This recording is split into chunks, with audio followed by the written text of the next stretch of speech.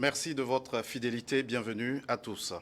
Il contribue à hauteur de 18% au PIB national. L'artisanat togolais se voit comme un puissant moyen de lutte contre la pauvreté. Le secteur emploie une frange importante de la population.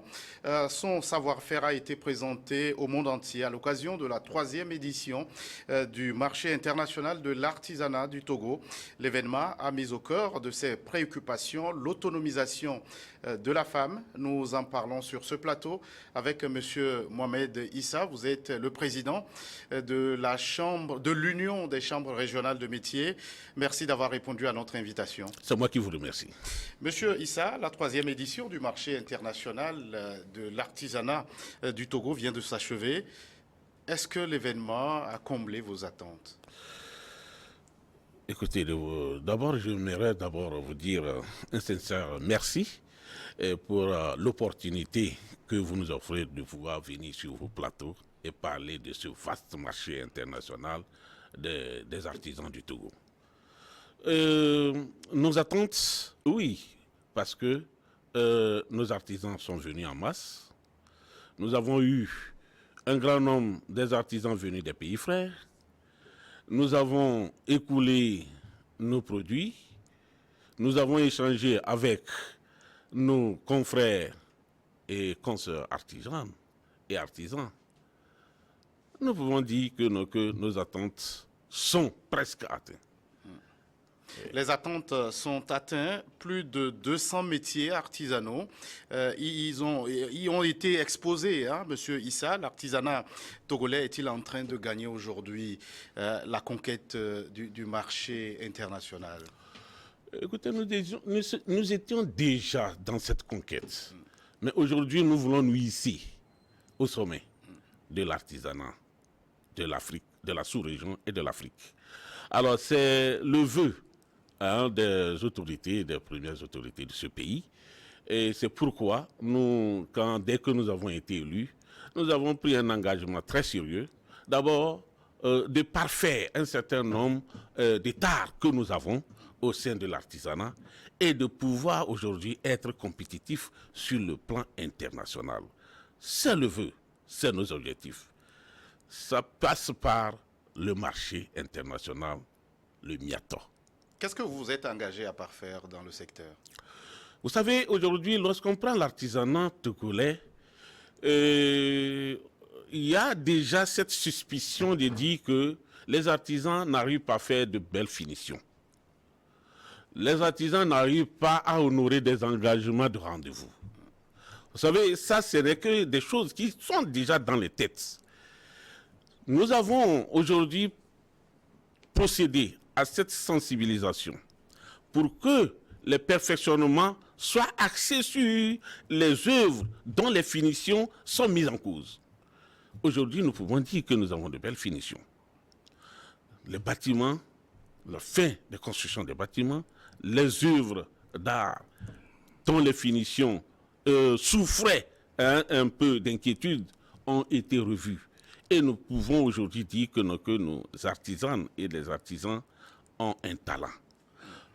Nous avons dit sur ce plateau, l'artisan c'est quelqu'un qui construit une œuvre avec son cœur. Alors, l'œuvre peut durer autant de jours, mais à la finition, vous allez retrouver la personnalité de l'artisan dedans. C'est différent d'une œuvre qu'on produit à la chaîne. C'est pourquoi aujourd'hui, lorsque vous allez au MIATO, vous allez retrouver que des œuvres des artisans et construites par des mains, par le cœur. Et c'est ce qui fait la différence. Et l'autre défi, c'est de faire changer le regard du public sur ce secteur, présenté un peu comme la chasse gardée de ceux qui sont désespérés. Est-ce que sur ce côté, le regard a changé? Je vous remercie pour cette question très importante et très intéressante. Vous savez, c'est vrai que depuis un certain moment, on croyait que aller vers l'artisanat, c'était juste lorsqu'on a fini de chercher, on n'a pas trouvé, on rentre dans l'artisanat. Non, aujourd'hui, on opte pour l'artisanat dès le début, comme on opte aussi pour des spécialités.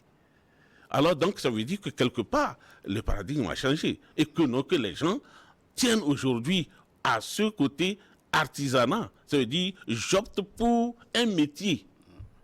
Si c'est la menuiserie, dès le début, j'opte pour la menuiserie. Et là, il le fait bien. Donc c'est dans ce cadre-là que nous sommes actuellement. Et plusieurs activités ont été organisées à l'occasion de ce Miato pour sensibiliser le public sur les opportunités qu'offre le secteur artisanal. Comment, notamment, appréhendent-ils ces opportunités, vos artisans? Écoutez, les artisans, c'est vrai, vous savez, le parcours est un peu long et puis les idées et les intentions des gens, c'est vrai, il faut passer doucement pour changer la mentalité. Les opportunités sont énormes au sein du marché. Vous savez, le marché, pour d'autres, c'est venir uniquement vendre. Non. Le marché international, avec ce que nous avons vécu, pratiquement 18 pays qui sont là, avec un pays invité d'honneur, le Mali, a laissé tout ses noblesses. Nous avons tiré à part écouler les produits qui sont qui ont été un peu difficiles par rapport au moment et par rapport aussi à la date. Nous pouvons dire que les échanges fructueux qu'ont réalisé nos artisans, les partages de cartes, les panels qui ont été très riches, les partages d'expérience. Les partages d'expérience, aujourd'hui, peuvent nous permettre de dire que nous avons gagné énormément. C'est ça. C'est un pari gagné pour vous. Alors, cette édition a eu au centre de ses préoccupations, comme on l'a dit, l'autonomisation de la femme. Comment, à travers l'artisanat, on peut gagner ce pari? C'est vrai, le thème, nous avons dit, n'est pas anodin. Le thème a été choisi tellement minutieux et en adéquation avec ce que nous vivons. Juste, nous allons vous décrire un aspect. Aujourd'hui, avec les quelques sondages et quelques enquêtes que nous avons menées, pratiquement autour de 54% de la population artisanale, c'est des femmes. C'est des femmes. Et une forte représentativité. Une forte représentativité des femmes. Mais par contre, lorsque vous regardez dans nos instances, au niveau des chambres de métier, au niveau de toutes les instances des chambres de métier, vous allez retrouver une faible représentativité des femmes. C'est en contradiction. C'est pourquoi nous avons dit, le thème d'abord, qui fait un clin d'œil à la femme, c'est un thème qui va permettre quand même à cette jeune féminine de pouvoir s'affirmer. Ça, c'est un. Vous savez aussi, avec le e-commerce, ça veut dire la vente en ligne, les femmes doivent pouvoir profiter de ça pour faire des économies. Au lieu d'étaler, d'attendre, etc., on peut vendre ces produits par le e-commerce. Ça fait partie. Et aussi, pratiquement, nous pouvons avoir des correspondants avec ça. Nous pouvons envoyer de l'argent avec ça. Nous pouvons vendre nos produits et économiser avec ça. Donc, ça veut dire que c'est énormément de profit. Alors, comment expliquer le fait que les femmes soient fortement représentées au niveau de ces artisans, mais quasiment absentes dans vos instances dirigeantes? Comment on peut l'expliquer? Oui, il y a plusieurs raisons, mais loin d'aller vers les racines profondes de ce sujet, nous allons dire tout simplement que la suprématie des hommes et ensuite le fait que les femmes ne sont pas encore arrivées à s'affirmer au niveau du secteur de l'artisanat. Ça, c'est clair quand même. Bon, on pensait que tout est réservé aux hommes, les responsabilités, etc. Mais je crois que avec ce que nous sommes en train de faire maintenant, les prochaines échéances au niveau des chambres de métier vont voir accroître énormément les femmes. Ça, c'est sûr. Quelles sont les activités artisanales dans lesquelles les femmes s'illustrent mieux? Écoutez, vous allez le retrouver tout à l'heure lorsque vous sortez en ville. La couture, la coiffure, c'est des activités qui regorgent énormément de plus de 95% de femmes. Mais nous disons qu'il y a des zones où, des activités où les femmes aussi s'affirment dans le domaine industriel, en maçonnerie, électricité. Non? Et ça nous fait plaisir que les femmes migrent vers ces secteurs-là ou bien vers ces métiers qui sont jadis réservés aux hommes. Donc nous disons que c'est une très très bonne chose aujourd'hui et nous allons continuer la sensibilisation pour qu'on puisse arriver à équilibrer le système. Alors, il y a bien d'autres secteurs artisanaux dans lesquels les femmes s'illustrent davantage et en milieu ruraux notamment, ces activités sont des activités de survie. Alors, Monsieur Issa, quelles sont les difficultés auxquelles ces femmes engagées dans l'artisanat font face? Les difficultés, il y en a toujours, M. Gaëtan. Mais nous pouvons faire l'économie de pouvoir voir quels sont les avantages qu'on tire pour minimiser les difficultés. Les femmes aujourd'hui, effectivement, peuvent regretter de beaucoup de difficultés lorsqu'il s'agit de pouvoir s'installer. Après le diplôme, de pouvoir aussi avoir d'équipements.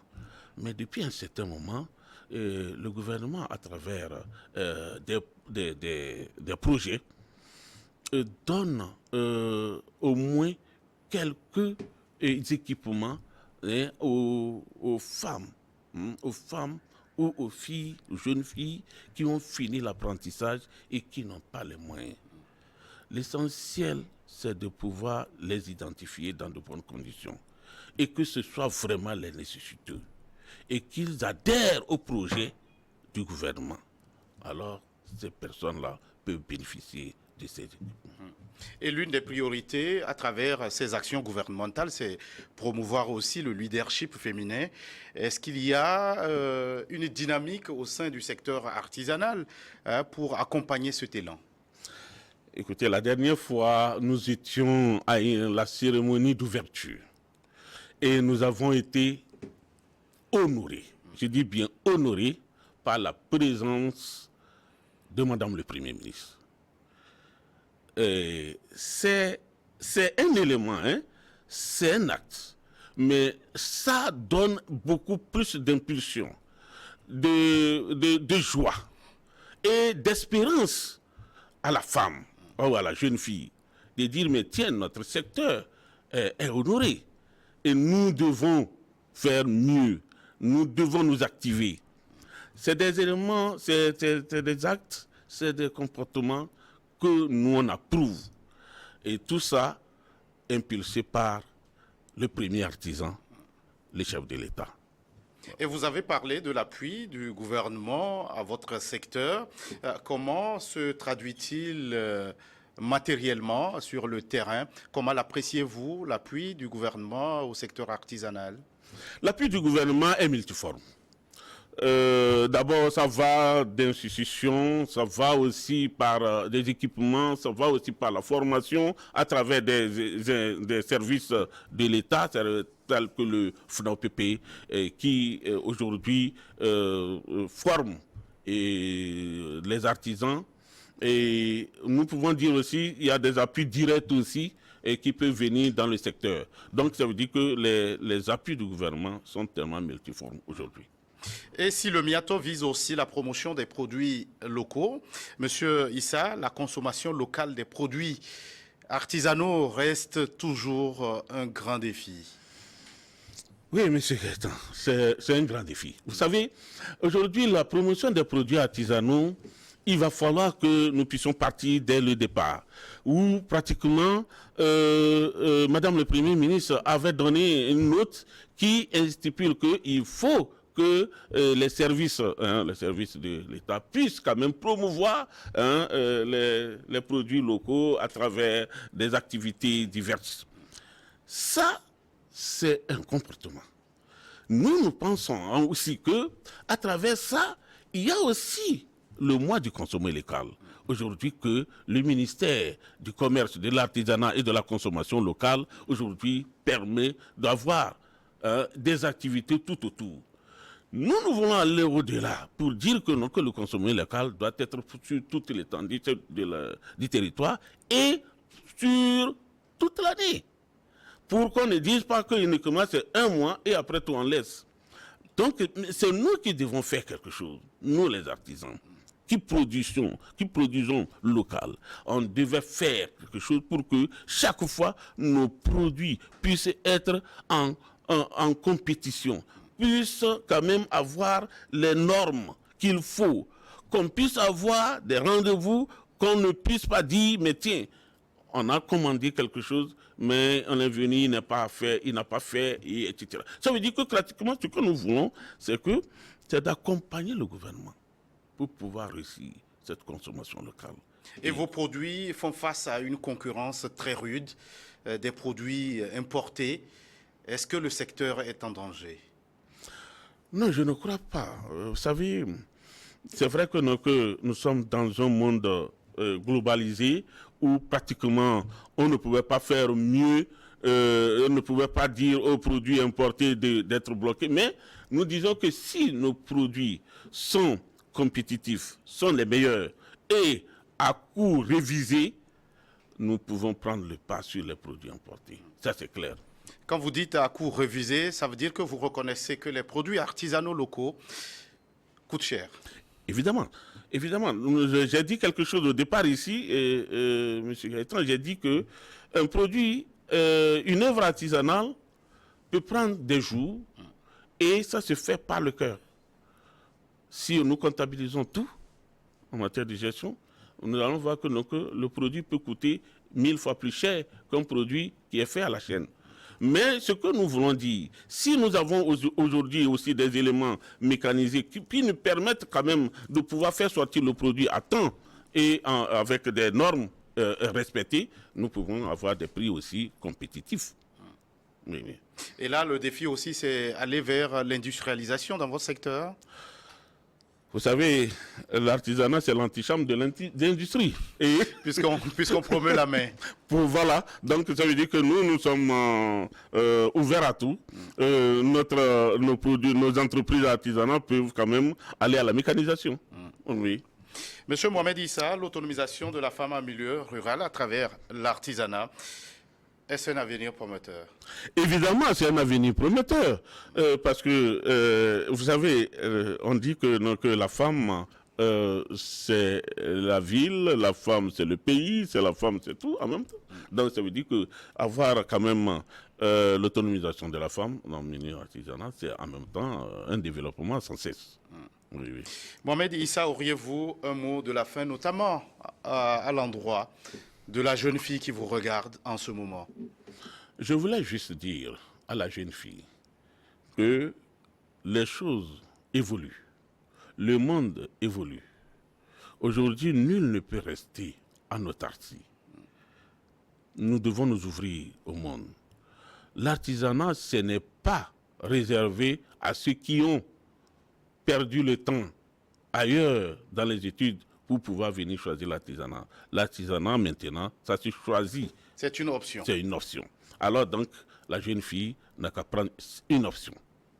Merci à vous, Monsieur Mohamed Issa. Vous êtes le président de l'Union des chambres régionales de métiers. Merci d'être passé sur ce plateau. C'est moi qui vous remercie. Merci à vous qui êtes restés en notre compagnie. À très vite pour un autre numéro de votre émission Focus.